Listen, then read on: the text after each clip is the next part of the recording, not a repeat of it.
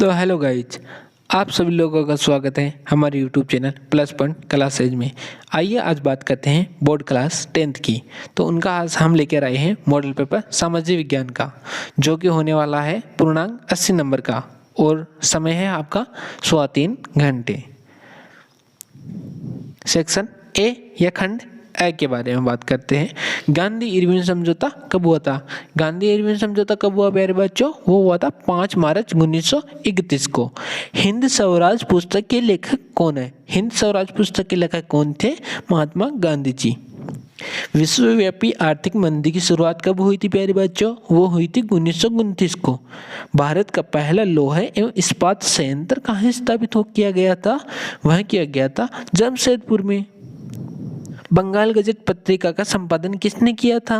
वह क्या था? जेम्स अगस्टस हिक्की ने। भारत में कौन सी दलीय व्यवस्था है? भारत में बहुदलीय व्यवस्था है। सामाजिक विभाजन अधिकांशतः आधारित होता है, वह किस पर आधारित होता है प्यारे बच्चों? वह होता है जन्म पर। कम्युनिस्ट पार्टी की विशेषता है वह है आर्थिक सुधार अपनाती है पर राजनीतिक सत्ता पर एकाधिकार बनाए रखती है। ऑप्शन नंबर ब। उपभोक्ता शोषण का मूल कारण है, क्या कारण है? अशिक्षा। ग्रामीण क्षेत्रों में कर्ज की आवश्यकता मुख्यतः किस लिए होती है? वो होती है फसल उद्योगों के लिए। एल्यूमिनियम प्रगलन उद्योग निम्न में से किस कच्चे माल के रूप में प्रयोग करता है? वह करता है बॉक्साइट। निम्नलिखित में से कौन सी विभिन्न देशों के बीच परस्पर संबंध और तीव्र एकीकरण की प्रक्रिया? वह है वैश्वीकरण, ग्लोबलाइजेशन। प्रश्न नंबर 2, रिक्त स्थानों की पूर्ति कीजिए। इसमें पहला है भारतीय निर्माताओं द्वारा बनाए गए विज्ञापन खालिस्तान के राष्ट्रवादी संदेश के वाहक बन गए थे, तो इसमें आएगा स्वदेशी। दूसरा, भारत में विदेशों को भेजे जाने वाला श्रमिक खालिस्तान नाम से जाना जाता है। वह किस नाम से जाना जाता था? वह जाना जाता था गिरमिटिया मजदूर, गिरमिटिया मजदूर। धर्म को राजनीति से कभी अलग नहीं किया जा सकता, ये शब्द खालिस्तान ने कहे। ये किसने कहे थे? महात्मा गांधी जी। औसत आय को खालिस्तान आय भी कहते हैं। औसत आय को क्या कहते हैं? प्रति व्यक्ति आय भी कहा जाता है। भारत में करेंसी खालिस्तान जारी करता है। भारत में करेंसी कौन जारी करता है? RBI। भारत में प्रतिवर्ष खालिस्तान को राष्ट्रीय उपभोक्ता दिवस मनाया जाता है। कब मनाया जाता है? 24 दिसंबर को। आइए बात करते हैं प्रश्न नंबर 3 की ओर। 3 में पहला, 1880 के दशक में उच्च जाति की नारियों की दयनीय दशा के बारे में लिखने वाली महाराष्ट्र की 2 महिलाओं के नाम लिखिए। तो उनमें है ताराबाई शिंदे और पंडिता रामाबाई। प्रथम विश्व युद्ध पहला आधुनिक युद्ध था, कोई एक कारण लिखिए। उसका कारण था 28 जून 1914 को ऑस्ट्रिया के सिंहासन के उत्तराधिकारी और उनकी पत्नी को मार दिया जाना। आदि औद्योगिकरण से आप क्या समझते हैं? इसमें बड़ी मशीनों, बड़े पैमाने पर उत्पादन और कारखानों के ठीक पहले के दौर को आदि औद्योगिकरण कहते हैं। तो बात करते हैं नेक्स्ट क्वेश्चन की ओर। जूट का क्या उपयोग है? जूट के क्या उपयोग होते हैं? बोरे बनाने में, कालीन बनाने में, दरिया बनाने में, पर्दे बनाने में और घरों के सजावटी सामान बनाने में। आपके अनुसार बाढ़ रोकने का एक उपाय बताइए। तो बाढ़ रोकने का सबसे अच्छा उपाय क्या है? ज़्यादा से ज़्यादा पेड़ पौधे लगाइए। वो क्या करते हैं? जो जल की गति को है वह धीमा कर देते हैं। नेक्स्ट क्वेश्चन, व्यापार किसे कहते हैं? व्यापार किसे कहते हैं प्यारे बच्चों? व्यापार का अर्थ है क्रय और विक्रय। दूसरे शब्दों में एक व्यक्ति से दूसरे व्यक्ति को सामानों का स्वामित्व अंतरण एवं मूल्य के बदले सेवा प्रदान करना व्यापार कहलाता है। क्षेत्रीय दल क्या है? क्षेत्रीय दल जिनका प्रभाव किसी क्षेत्र या राज्य विशेष पर न हो। लोकतंत्र के कोई 2 लाभ बताइए। लोकतंत्र क्या बताने हैं? 2 लाभ। इसमें मुखिया जनता के द्वारा चुना जाता है, पहला तो यह हो गया। दूसरा है यह प्रणाली सामाजिक, राजनीतिक तथा धार्मिक स्वतंत्रता प्रदान करती है।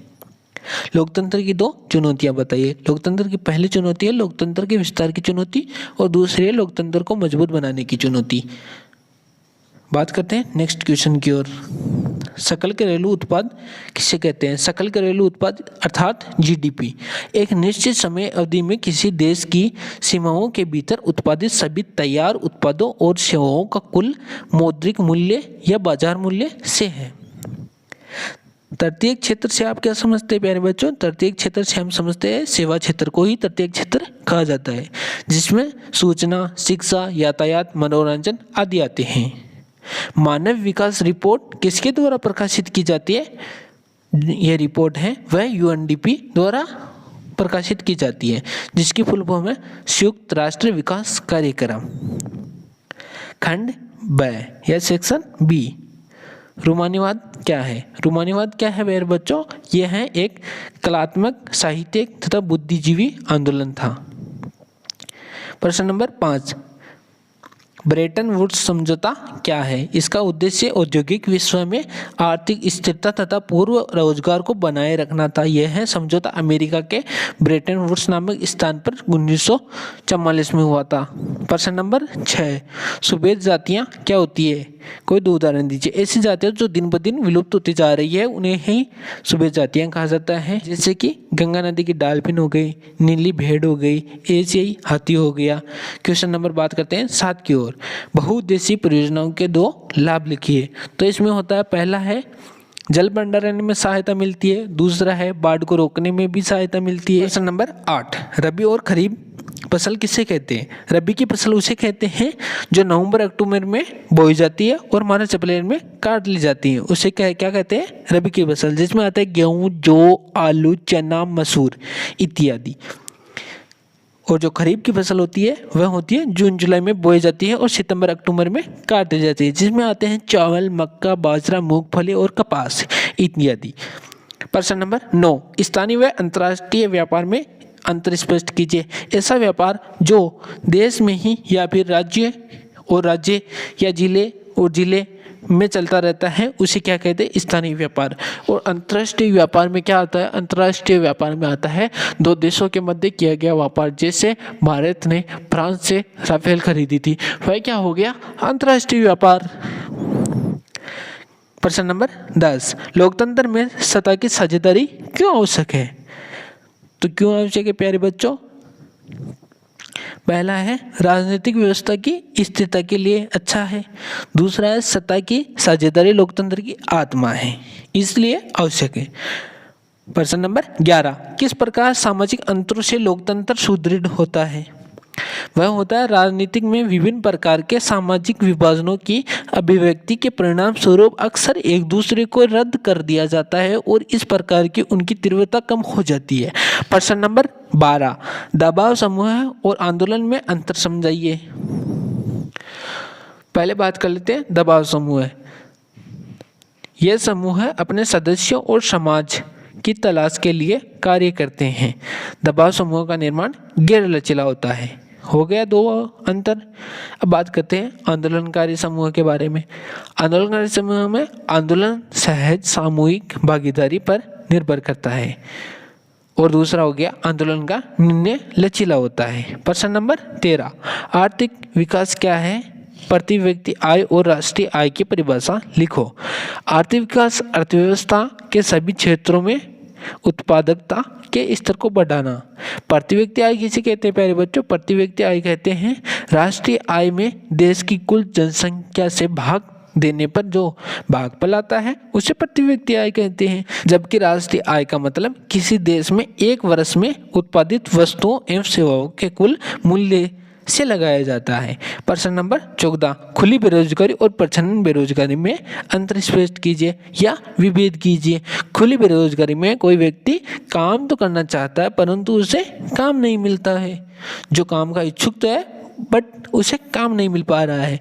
और प्रच्छन्न बेरोजगारी में एक ही काम के 100 जने लगे हुए, जैसे कि प्रच्छन्न बेरोजगारी एक ऐसी स्थिति है जिसमें जितने व्यक्ति चाहिए उसके अधिक व्यक्ति काम पर लगे हुए हैं, जैसे कि मैंने पहले समझा दिया है। प्रश्न नंबर 15, मुद्रा आवश्यकताओं के दोहरे सहयोग की आवश्यकता को समाप्त कर देती है, व्याख्या कीजिए।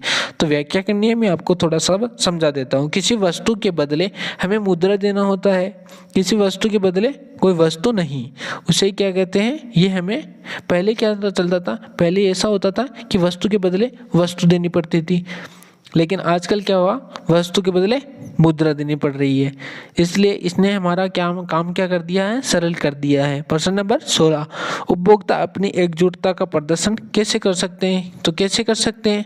उपभोक्ता संघ एक चित्र बना सकते हैं, वे इसका उपयोग अपने अधिकारों की सुरक्षा के लिए कर सकते हैं।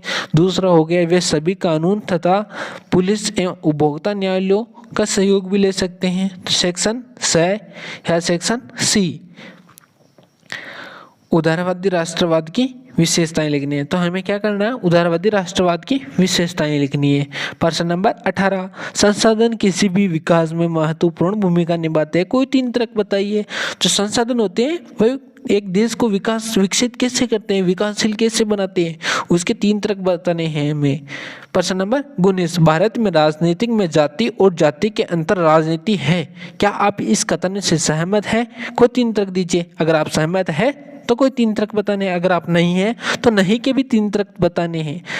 प्रश्न नंबर 20, वैश्वीकरण से आप क्या समझते हैं, इसे संभव बनाने वाले कारक बताइए। तो वैश्वीकरण किसमें होता है? वैश्वीकरण देशों के मध्य होता है, जो देशों के मध्य व्यापार होता है उसे वैश्वीकरण कहा जाता है। खंड द, सेक्शन डी, विभिन्न राजनीतिक नेता पृथक निर्वाचिका के सवाल पर क्यों बटे हुए थे, या आप कर सकते हैं शहरों से चलकर असहयोग आंदोलन किस प्रकार देहात में भी फैल गया। तो आप इन दोनों में से एक का आंसर कर सकते हो, आपको मिल जाएंगे 4 अंक। नंबर 22, संघवाद क्या है, इसकी मुख्य विशेषताओं को समझाइए। या आप कर सकते हो स्थानीय शासन व्यवस्था के विभिन्न स्तर कौन कौन से हैं, इसके गठन की प्रक्रिया बताइए। आपको ये करते ही 4 अंक प्रदान होंगे। प्रश्न नंबर 23, प्रश्न का उत्तर दिए गए मानचित्र में दीजिए। हमें मानचित्र भरना है। पहला है वडोदरा, राउतबाटा, तूतीकोरिन, गांधीनगर, या आप भर सकते हो ब्यावर, अमरकंटक, सुंदरगढ़ या तुमकुरू। तो आपका मॉडल पेपर पूरा हो गया है।